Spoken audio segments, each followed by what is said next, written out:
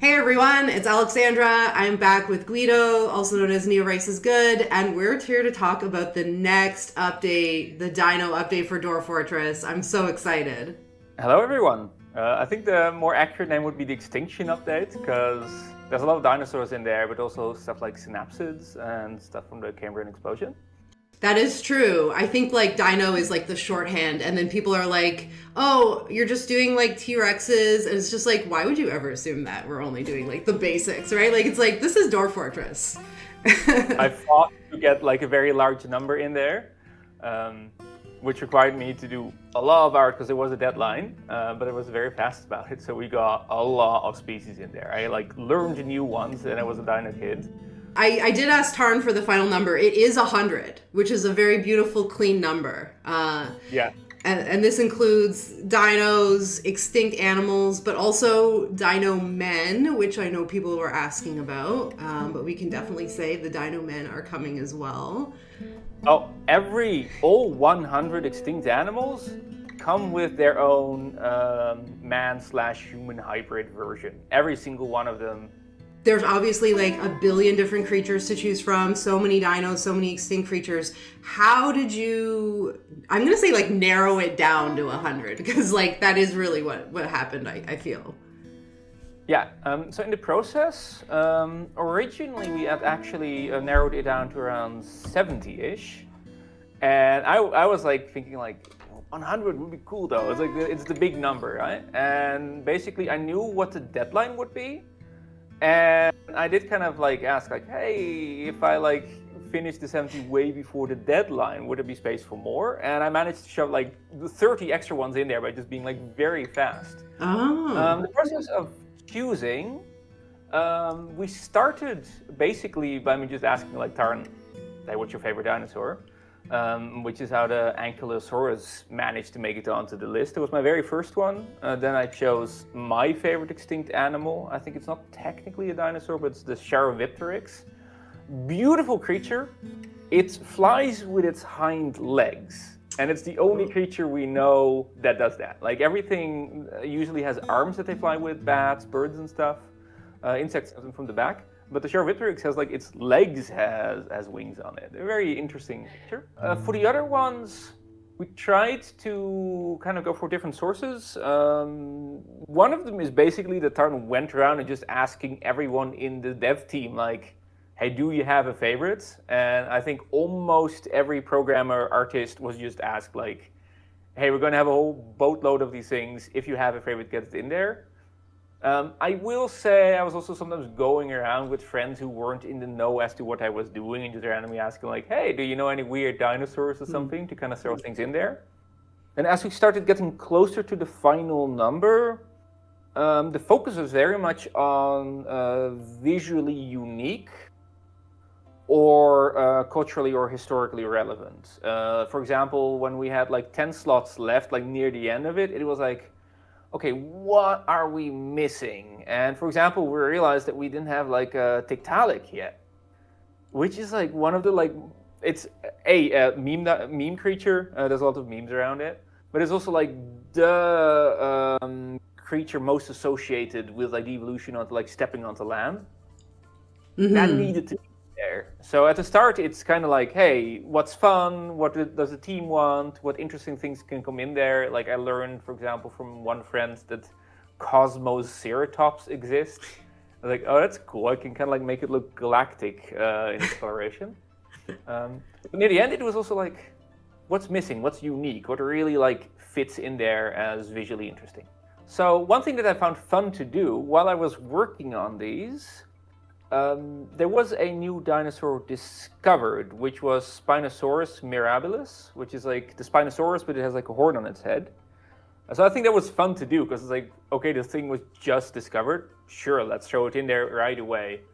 Very sad, there is like one dinosaur that was discovered right after I finished the 100, which was like the Mosaurus type of creature, which is like, it's named after T-Rex, but it's like more related to Mosaurus. That one didn't make it because it was just after the deadline. I didn't realize so many dinosaurs were still discovered to the point where there was one discovered mid-update and then also one after you finished the drawings. Oh yeah, for sure. Like that one would have definitely made it in if it was not just right after the deadline. I'm so very happy with a lot of the creatures from around the Cambrian explosion. I got stuff in there like some of the like very big arthropods, like Arthropleura, the like giant centipede. Those guys are cool, and I'm also really proud of the art. Like it's very intimidating looking with all those little legs and stuff. I think that one took probably as much time as something as the T-Rex, even though it's half the size. But it's just like very detailed with like all its scales and stuff like that. How did you approach doing nailing the tone of the dinosaurs? I'm sure people will notice as we throw them up on the screen but the general art style of how it goes. And I feel like some dinos are inherently very goofy, and certainly Dino Men can be a little comical in concept.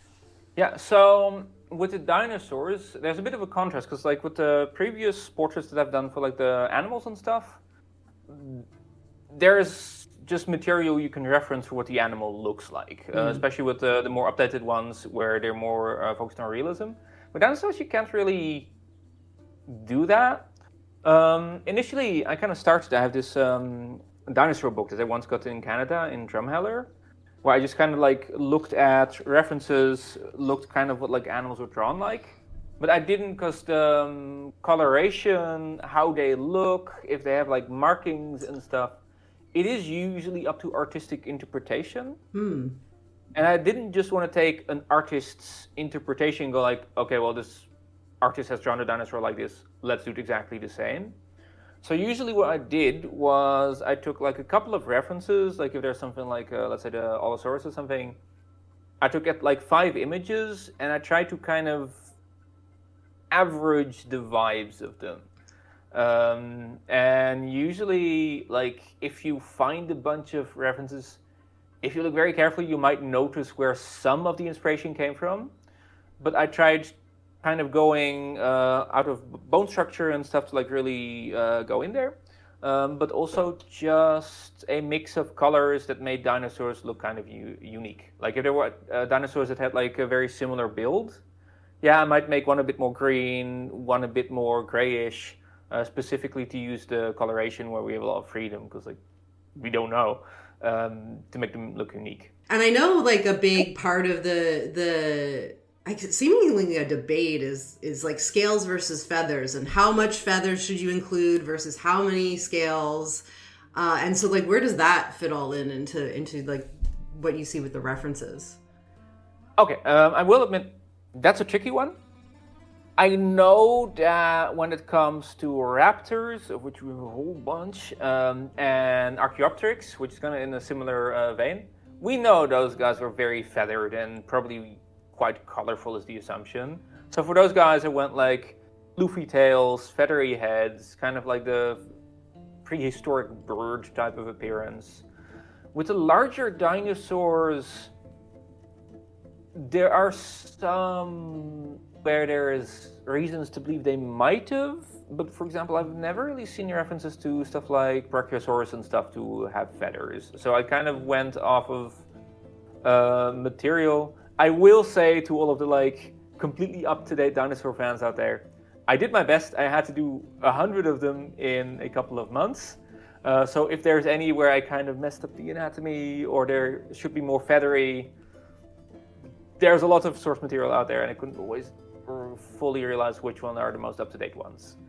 Like after I finished Spinosaurus, I started seeing images that Spinosaurus might have been fully aquatic and it might have been more like always swimming instead of like standing straight up. And I was looking at that, I was like,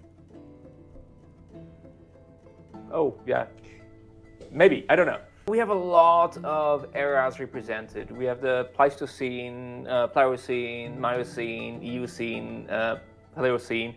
Apologies if I mispronounce all of them. I've never heard these words in my life. Cretaceous a lot, Jurassic a lot. We have a bunch of guys from the Permian, from the Devonian, tons of guys from the Cambrian. So we really tried spreading it so that it's not just, okay, here's dinosaurs and that's the end of it. Which I think is really cool. Yeah, I think that, like, if there is a game that's going to go to the obscure stuff, it's going to be Dwarf Fortress. Because I feel like a lot of these creatures fit the world quite perfectly. Even if it may seem like dinos are like, oh, it's like, that doesn't make any sense. Why are dwarves and dinos, like, you know? Yeah, I can give a special shout out to the carnivorous era. Near the end, we were thinking like, hey, which big areas are not represented and which ones are? And we realized like, hey, we're just missing a chunk of like the ancient amphibians and stuff. Discovered a whole bunch of new species from that era, which was really fun. Any like examples, standout examples that? I am not mistaken, and I might be, because I don't have them listed by era in here. I have Diadectes, which is like this really buff-looking, amphibian-looking guy. It's just like, it's really funny looking. Its shoulders are super broad with a goofy little face. I believe from this era, we also have Jackalopterus, which is actually the biggest invertebrate to ever live. Like, thing is the size of a couch, which is interesting because most bugs don't get that size usually. All of them have babies done, all of them have portraits done, all of them have baby portraits done, all of them have human versions, and those human versions also have portraits. The update is complete. They have everything they need. The one thing we didn't do, I will admit, is giant versions, and that mostly has to do with the fact that most of these dinosaurs are already at the max canvas size. They're already giant. Yeah, like if we made giant versions, there's just no way to make them bigger because like something like a Spinosaurus or Mosaurus, it's already like at the max size given for any graphic. Is there? I imagine the babies were hard to figure out because, like, if I'm assuming the documentation is even lesser for like what some dinosaurs looked like in a younger form. Yeah, I will admit for most of the babies, unless there was actual knowledge or actual like footage, evidence. I usually went for just smaller versions of the dinosaurs, like usually like 60% of the size or something, and then with a slightly smaller, cuter portraits. But some of them, like the aforementioned Meganeura, we know what dragonfly babies look like, so I kind of guessed probably similar to a dragonfly baby. But yeah, it's tricky to know. But like a lot of reptiles look kind of like smaller versions of themselves. But with the primitive amphibians, I usually went for young ones instead of like babies because we don't know if they had tadpole-like things or larvae. It's very hard to figure that out. Yeah. Totally. And of course, shout out to the dodo, who Tarn mentioned in a meeting, will be edible. We have, primitive mammals in there, primitive birds like the dodo, the moa as well, Kalenkin bird, like a whole bunch of those guys made it in as well. All right. Yeah. So that about wraps it up today. Thank you so much for chatting with me again. It's so nice to do another art update and maybe we'll do another one when the next one comes. Enjoy the dinos, everyone. We can't wait for you guys to see what's in store, all the little portraits, all the little sprites. So excited. And for the people who love really, really buff animal people, don't worry about it. I have you.